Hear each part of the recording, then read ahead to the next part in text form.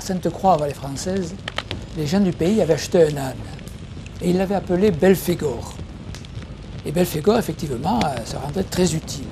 Et ce jour-là, en pleine canicule, en plein mois d'août, voilà que sur le coup de midi, notre Belphégor se met à bramer, comme il n'en avait pas l'habitude. Et effectivement, une demi-heure après, les gens du pays virent arriver les dragons du roi dans leur veste rouge et y comprirent que Belphégor avait bramé pour les avertir justement de l'arrivée du danger.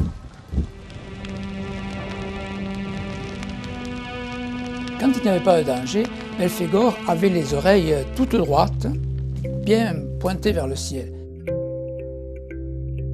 Quand l'une des oreilles penchait de l'autre côté, ça voulait dire attention, il y a un danger qui vient de ce côté. Quand les deux oreilles étaient rabattues, ça voulait dire que attention, le danger arrive, flanquez vos tonneaux de vin, cachez vos filles et vos femmes, rentrez vos chèvres, le danger est là. Malheureusement, Belphégor fut tué. Il fut tué en combattant, une balle papiste en plein front. Et sur sa stèle, nous avons écrit « Belphégor, mort en combattant pour la liberté de tous ».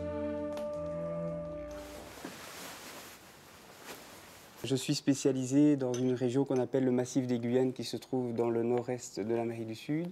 Et actuellement, je travaille sur un gros projet d'inventaire de la biodiversité dans le parc national de Kaieteur, qui se trouve au Guyana. La région est très intéressante parce qu'il y a un niveau d'endémisme qui est très élevé. Donc il y a des espèces qu'on ne rencontre que là, nulle part ailleurs dans le monde. Ici, on est dans les conservatoires où sont entreposés les spécimens qui sont récoltés pendant nos missions. Au musée, il y a à peu près plus de 30 millions de spécimens qui sont conservés et tu as des animaux qui sont ici depuis plus de 100 ans, parfois 150, depuis les années 1800, quoi.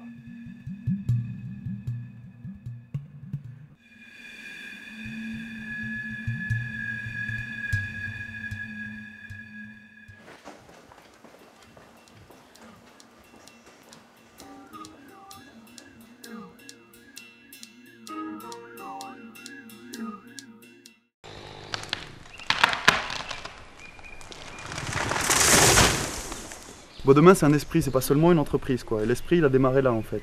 C'était celui qui avait le besoin d'un coup de main, ça pouvait être pour jardin, nettoyage, tomber une toiture, n'importe quoi. On se retrouvait le samedi chez cette personne. Lui, il nourrit tout le monde, on fait la fête et on bosse chez lui. Le week-end d'après, il y a un calendrier pour voir chez qui on va. Celui qui peut, qui est disponible, il y va, celui qui peut pas, il peut pas, bon. Et en fait, ça a tourné comme ça, et de plus en plus nombreux, jusqu'à se retrouver de temps en temps sur des chantiers à 20, 25, 30, avec les femmes, les gamins. Et puis dans une ambiance excellente. Donc on a commencé à tomber des boulots de plus en plus importants et en s'éclatant, en faisant la fête. Et de là, il y en a qui se sont dit, bah attends, les bois, il y a moyen de faire quelque chose. Là, on a créé la sauce de Bois de Main, où on a commencé à les nettoyer des châtaigneraies.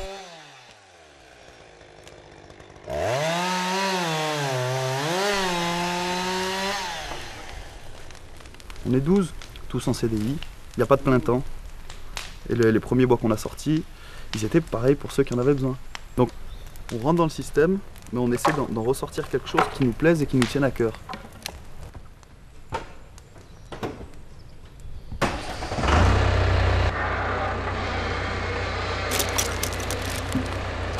Moi j'ai habité à Alès dans un petit appart tout carré avec du bordel, pas un balcon, pas un coin pour se foutre dehors.